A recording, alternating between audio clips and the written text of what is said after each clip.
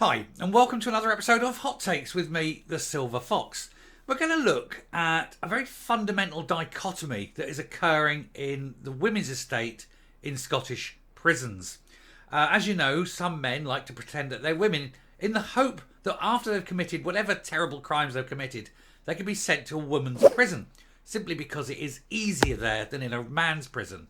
And also the fact that for some of them, it gives them access to that which they most desire. Vulnerable women. Now, this, of course, has caused outrage. It's caused been the cause of changes in policy and things like that.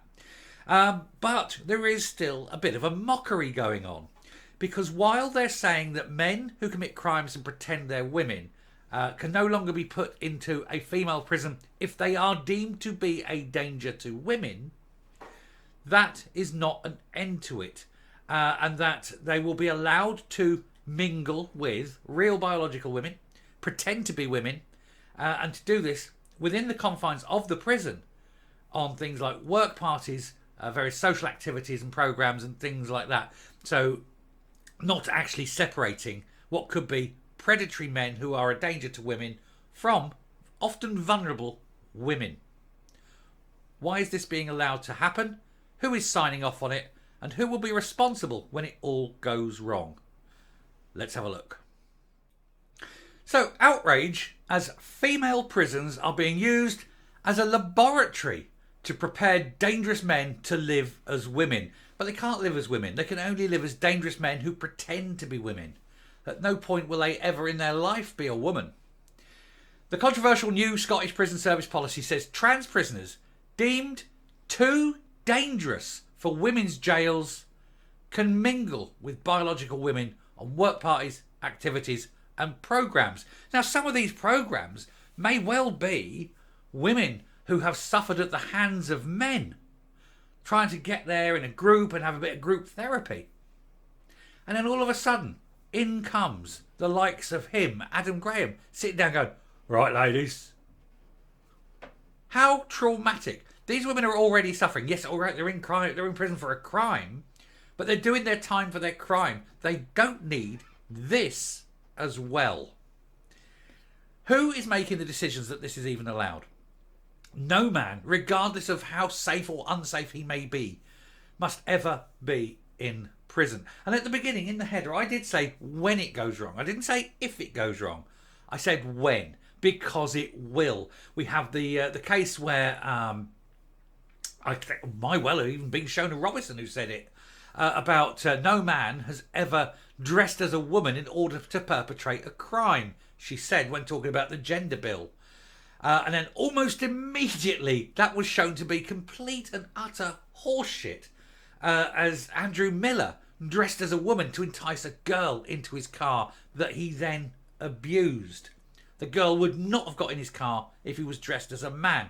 So we know that these people are dangerous. We know that they're predatory, and we know that they will use being a woman to their own nefarious ends, be it to enact a comfortable life in prison rather than going into a man's prison because they're too scared because of the crimes they've committed, or they'll use it to get to a female prison in order to, get access to vulnerable women.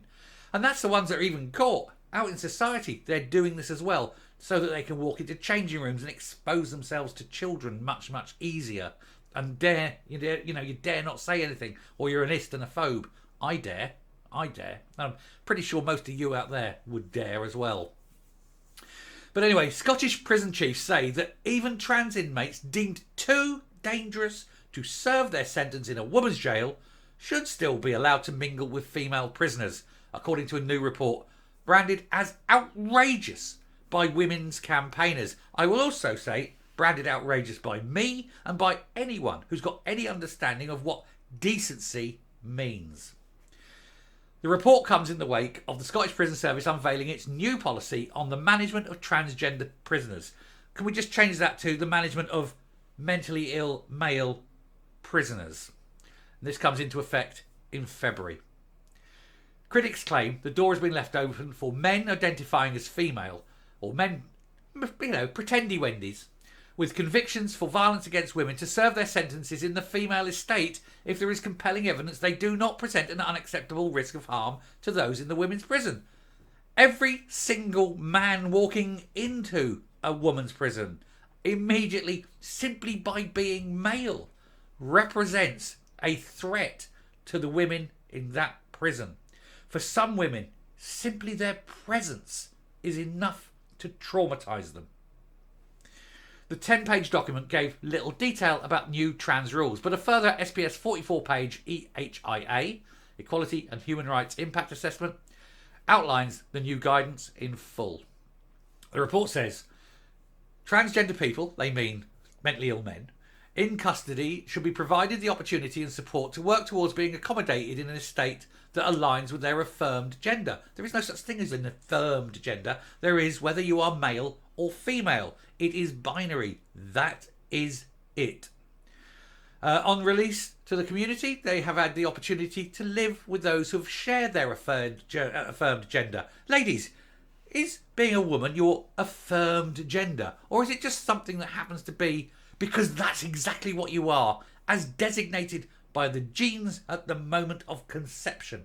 Oh yes, that'll be it. Nobody affirms your gender. It's bullshit language designed specifically to create division and to make sure that people who don't align with this weird, obtuse, degenerate, perverted worldview are deemed to be phobes and ists, and we are being made to be lesser people because we do not join in the lies and bullshit being spread by mentally ill people and their fellow travellers. That's effectively what this language is becoming. Trans prisoners deemed too dangerous to be given a permanent swap into the female estate could also be offered visitation rights to women's jails. I hope every woman in that jail objects. Hey girls, we've got a rapist coming in, but it's okay, make him feel really comfortable, yeah. Oh, he's still got his cock, don't worry. I'm sure it won't get erect too often. Susan, go away, love. I know you've been hard 3-4 times today. You don't want it. You don't want any more of this. Are they crazy? I mean, are they absolutely lunatically crazy? They want to let people like that into prisons with vulnerable women. Unbelievable, isn't it? The report states individualised approach was also seen to offer flexibility to the management of transgender individuals in prison. Simple blood test. Are you male? Are you female? By your chromosomal type. That's it. Only deciding factor. And it doesn't matter how many frocks you got, how much lippy you put on, whether you call yourself Susan. I don't give a shit. You're a man, male prison. End of story. End of story. They said by participating in activities and programmes in that estate while remaining housed in the estate which aligns with their gender assigned at birth. Again, the language. Nobody assigns a gender at birth. Your gender is decided at the moment of conception. You don't pop out your mother and then there's a nurse at the end with a clipboard going, we'll make this one male. That doesn't happen, does it? It's bullshit language again. It's the newspeak there. They try to make us lesser because we dare to have facts and right and science on our side. They cannot deal with reality, so they have to change reality and warp it into some kind of perversion. Oh, it's assigned at birth. It is fucking not, you pricks. Anyway, and that's the problem, of course. They're all pricks because they've all got pricks, and they always will because they're always transitioning. You know? They're always transitioning, which is their way of saying, never going to cut my cock off, but I will become a lesbian, and by lesbian I mean a straight man in a frock who likes women. Critics blasted Scottish Prison Service chiefs for using female prisoners as lab rats to prepare men to live as women.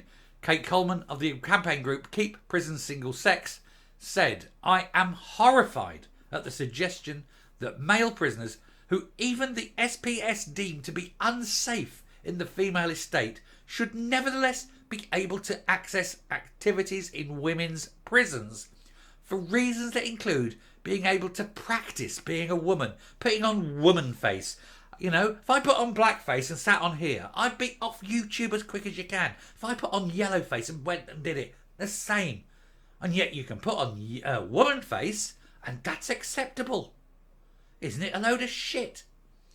Anyway, she said that this is outrageous. She says, disgusted at the policy as inadequate to ensure the safety of women as it is. It appears to be hiding a reality that is far more sinister in the danger that it presents to female prisoners. Women aren't even a thing anymore to this government. They don't want women. They don't like women. As far as they're concerned, women are a problem to them because there's some mentally ill men who want to access women for their own uses, and women are objecting to it. How dare you, women? All you terrible, terrible women who refuse to be used like this by men. How dare you? That's the official attitude of the SNP. And I hope every female SNP voter looks at this, looks at their daughters and thinks, yeah, that's the way we want to go. We want criminals accessing our children. I want to be armed by a criminal because I'm only a woman. And that's the view the SNP has of you. Utter contempt. Hatred of women. The misogyny here is appalling. And yet these women in the SNP still vote for them. It's like turkeys voting for Christmas. You may as well just take your children and hand them over to these people and say, do what you like with them, because I am the SNP and apparently we don't care about anyone's child, not even our own. We prove that because we keep voting for that party of degenerate fuckers. I'm stopping and I'm coming up because I'm getting too angry for this one. Had a cup of tea and I calmed down. I'm much better now. I'm right though. I'm absolutely right. Anyone who votes for the SNP, any women especially, and mothers even more so, look at what the SNP keep pushing on women and on girls and on children generally, and say to yourself, is independence worth it? Do you know a woman in a jail? Do you want that woman to have a dangerous man forced on her? That's the direction of travel from this SNP government. And you have to ask why. Why are they so degenerate? Why are they so determined that this should be the thing? It is just wrong. If we lived a couple of 100 years ago, I tell you what, these people would be dangling. Not necessarily out of what a court would do, but out of what the local villages would do. Pitchforks and torches. And that's how it needs to be. Vigilantism. Just stop these people accessing. Because trans people, and this is fact, are 10 times more likely to be sexual offenders. Because they're also gynophiles.